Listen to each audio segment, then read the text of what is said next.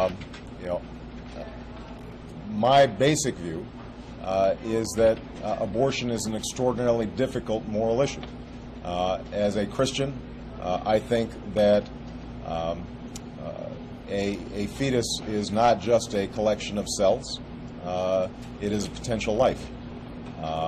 And I think that after viability, it is legitimate for the state to prohibit late-term abortions as long as there is an exception for the mother's life and health.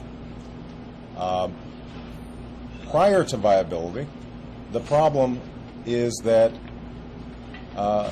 this potential life is inside someone else's body. It's inside a woman's body, and I don't feel that it is appropriate for me then to simply dictate to that person, to that woman, what she should do with her body. I leave that up to her and her conscience and her minister or rabbi. I leave that up to her family and her doctor to make those decisions.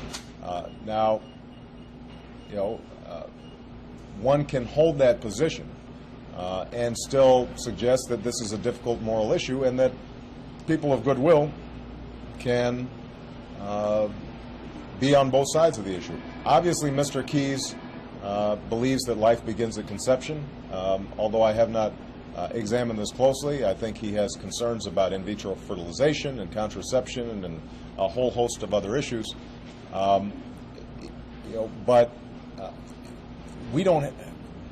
I may share that belief, but if someone else doesn't, you know, that essentially is a religious argument. I mean, you know, one of the things about this country is that we don't impose our religious views on others, particularly in a situation in which we would then seek to restrict how other people deal with their own bodies. How do you define viability? When does that occur? Well, I mean, you know, there's this, obviously it's been a moving target because science is continually advancing, and that's something that the law has had to adapt to over time. What was viable 30 years ago is obviously not the same as what is viable today.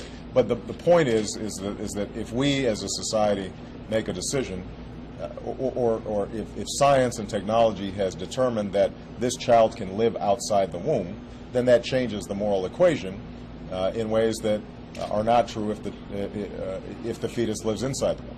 You're defining viable as being able to live outside the womb on life support. That's generally what the law has suggested.